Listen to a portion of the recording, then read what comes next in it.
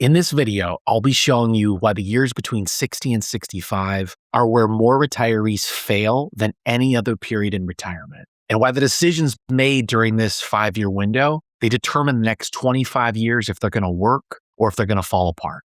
Now, through working with clients who retired in the early 60s, what I've discovered is that the ones who struggled, they didn't fail because they ran out of money. They failed because they didn't understand that the period between 60 and 65 is some of the most complex, the most expensive, and the most consequential planning window in the entire retirement system. And the mistakes made during those years, they're nearly impossible to fix later. That's exactly why I'm making this video today, to show you what goes wrong between 60 and 65, why it happens, and how to plan so that you're not one of the retirees who looks back at those 5 years with regret. A quick intro. I'm Scott Landborg, CFP and CEO of Sterling Wealth Partners. Let's get right into it. The healthcare gap that destroys early retirement plans. Healthcare is a key factor why retirees fail between 60 and 65. Medicare doesn't start until 65. So if you retire at 60, 61, or 62, you're looking at a 3 to 5 year gap with no employer coverage and no government program. Marketplace insurance through the ACA for a couple in the early 60s can run easily $1,500 to $2,500 per month at full price. That's $18,000 to $30,000 per year that most people never budgeted for. Now, I've seen retirees burn through $50,000 to $100,000 on premiums alone before Medicare even kicks in, putting immediate and heavy pressure on a portfolio that was supposed to last 30 years. Many who left at 60 or 61 without understanding this cost, they point to healthcare as the expense that broke their plan.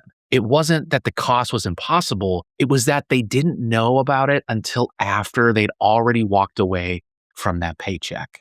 ACA subsidies, they can be a huge help, dropping costs to $400 to $800 per month, saving $15,000 to $20,000 per year. But they create a dangerous trap. Every IRA withdrawal, Roth conversion, and dollar of investment income is going to count against your MAGI. Now, one oversized withdrawal or conversion in a single year, it can easily push you over that subsidy cliff and turn a manageable $6,000 insurance bill into a $28,000 bill. Ouch. Now, planning for prioritizing healthcare costs during those gap years, it can help you be prepared during your early retirement. So healthcare is a key reason why retirees fail between 60 and 65. But the second reason is a mistake many people don't realize that they're making until the bill shows up at 65. So healthcare is a key reason why retirees fail between 60 and 65. But the second reason is a mistake many people don't realize they're making until the bill shows up at 65. The IRMA look-back trap at 63. Medicare premiums via IRMA are based on your MAGI for 2 years earlier. That means whatever income you report at 63 directly sets your Part B and Part D premiums when coverage starts at 65. Now, a lot of retirees in this 60 to 65 window, they're doing Roth conversions, they're taking IRA withdrawals, they're selling investments, or still receiving partial salary from their final working year. Now, all of that income at 63, it's going to flow straight into that IRMA calculation 2 years later. A large Roth conversion at 63 that seemed smart from a tax perspective, it can easily trigger $2,000 to $6,000 per person per year in IRMA surcharges at 65. For a couple, that's $4,000 to $12,000 extra every year. And once triggered, it's hard to undo if that income stays elevated.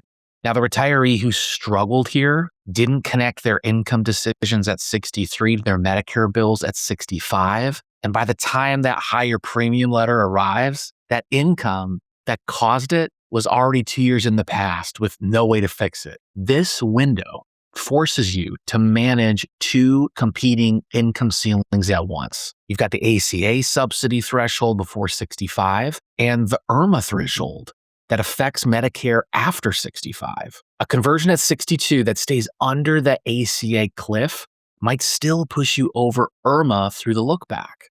The retirees who navigate it successfully, they map their income for every year from 60 to 67, checking against both of those ceilings, the size of the conversion and the withdrawals it's going to take to fit within both. This dual ceiling problem, it's unique to the 60 to 65 window, which is why it demands more precision than any other phase of your retirement. So healthcare costs before 65 and IRMA after 65, they both depend on income decisions during the window. Now, let me show you a third reason why retirees fail during these years. Social Security panic claiming. Without a paycheck and with healthcare costs higher than expected, many retirees between 60 and 65, they'll panic and claim that Social Security at 62 just to get the cash flow going, even though claiming early permanently reduces the benefit by up to 30% compared to full retirement age.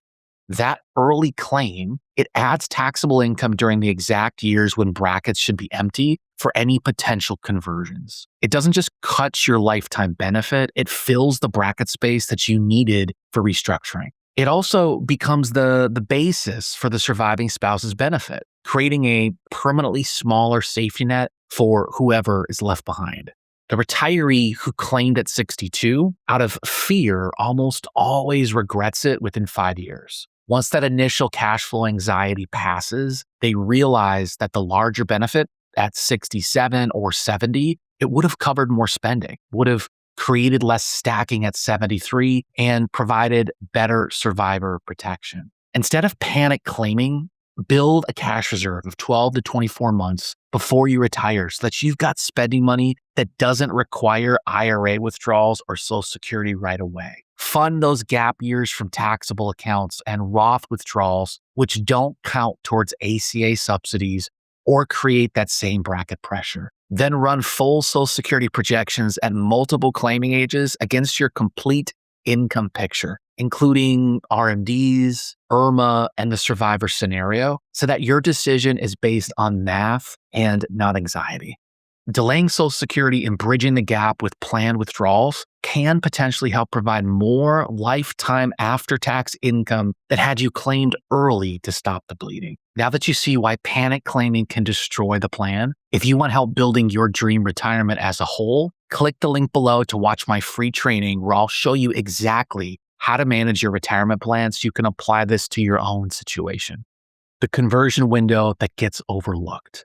The years between 60 and 65, before Social Security starts, before Medicare begins, and before RMDs force income at 73, potentially represent the cleanest, lowest tax brackets that many retirees may ever have.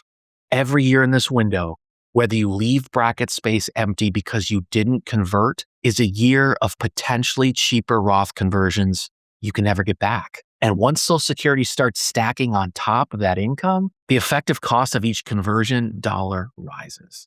Some retirees in this window either don't know about the conversion opportunity, or they're too focused on healthcare costs to think about it, or they're afraid to pay taxes voluntarily when no paycheck is coming in. Overlooking this window, it could potentially have you arriving at 73 with a full traditional balance and facing forced RMD stacking with Social Security. But if you use this window as an opportunity, you could potentially arrive with a smaller traditional balance, manageable RMDs, and a meaningful Roth that can provide tax-free income on qualified withdrawals during your remaining retirement years. After 65, Medicare is active and conversion income triggers IRMA through the look back. After Social Security starts, conversions create double taxation via provisional income. By 73, RMDs fill brackets automatically. The 60 to 65 window, it's a key period where low income, no Social Security, and pre-Medicare all align. And overlooking it can be an expensive mistake for retirees. So the conversion window gets overlooked by some retirees. Now let me show you the fifth reason that this period is so dangerous. Overspending in those first years destroys long-term sustainability. The first years of retirement may be the highest spending years for some people during retirement. Retirees finally feel free after decades of work and immediately start traveling, renovating, buying things, and helping family at a pace that may exceed their sustainable withdrawal rate. At the same time, healthcare costs before Medicare, they're at their peak. The portfolio ends up funding both elevated lifestyle spending and insurance premiums, a double drain during the years when the portfolio most needs to be preserved. Overspending by even $15,000 to $20,000 per year in those first 5 years can potentially reduce the portfolio's ability to sustain spending in the 70s, 80s, and 90s, especially when combined with sequence of return risk. Retirees that potentially struggle may look at their spending in year 6 and realize they've withdrawn more than they should have in those first 5 years, and that gap is going to follow them for the rest of their retirement. The fix is simple but powerful. Set a firm spending budget before you leave work that accounts for healthcare costs, conversion taxes, and lifestyle expenses. Distinguish between fixed costs that can't change and those discretionary spending items that might be able to flex up or down based on bad market years. Build in a cash reserve, 12 to 24 months, so you're not forced to sell investments early.